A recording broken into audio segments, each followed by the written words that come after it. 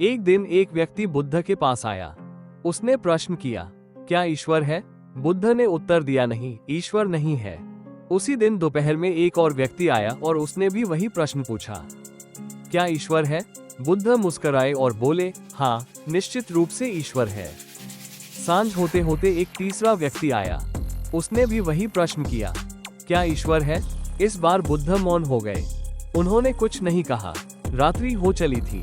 वहीं एक अंधा व्यक्ति बैठा था जो तीनों मौकों पर उपस्थित था। वो बुद्ध के पास आया और बोला, क्या आप मुझे पागल बना देंगे? आपसे आज तीनों समय वही प्रश्न पूछा गया और तीनों बार अलग अलग उत्तर मिला। पहली बार आपने कहा नहीं है, दूसरी बार कहा है और तीसरी बार कुछ बोले ही नहीं। अब आप ही बताइए, मैं इस रात को कैसे चैन से सो पाऊंगा? कृपया स्पष्ट कीजिए कि सच क्या है। बुद्ध मुस्कुराए और शांत स्वर में बोले, वे तीनों उत्तर तेरे लिए नहीं थे, फिर तू क्यों उलझ रहा है? जब तुम दूसरों के लिए दिए गए उत्तरों को पकड़ोगे तो निश्चित ही भ्रमित हो जाओगे। हर उत्तर एक विशेष व्यक्ति की आंतरिक स्थिति के अनुरूप होता है। जो पहला व्यक्ति आया था वो भीतर से नास्तिक था।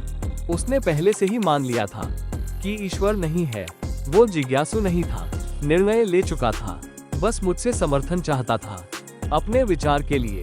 उसका मन ठहरा हुआ था। उसकी यात्रा थम गई थी। उसे झकझोरना जरूरी था, उसकी जड़ता को तोड़ना आवश्यक था। इसलिए मैंने कहा ईश्वर है, ताकि वो हिल सके, सोच सके, खोजने का साहस करे। जो दूसरा व्यक्ति आया था वो पूर्णतः आस्तिक था। बिना किसी अनुभव के मान बैठा था कि ईश्वर है। न ध्यान, न साधना, न समझ, बस अंधश्रद्धा। उसकी श्रद्धा झूठी थी, उधार की थी। उसे भी हिलाना जरूरी था। इसलिए मैंने कहा ईश्वर नहीं है, ताकि उसकी नींव डगमगाए, वो भीतर झांके। और जो तीसरा व्यक्ति आया था वो सबसे अनोखा था। वो न मानकर आया था, न नकार कर। न उसमें विश्वास था, न अविश्वास।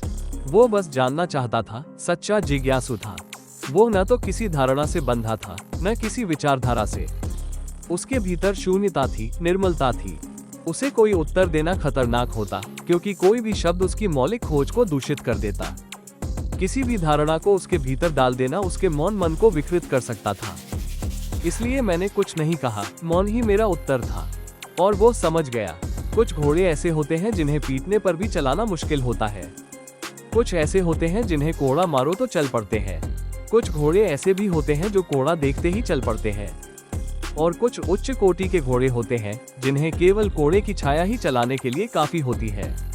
वो तीसरा व्यक्ति ऐसा ही था, कोड़े की छाया ही पर्याप्त थी। उसे शब्दों की आवश्यकता नहीं थी, मौन ही उसके लिए पूर्ण उत्तर था।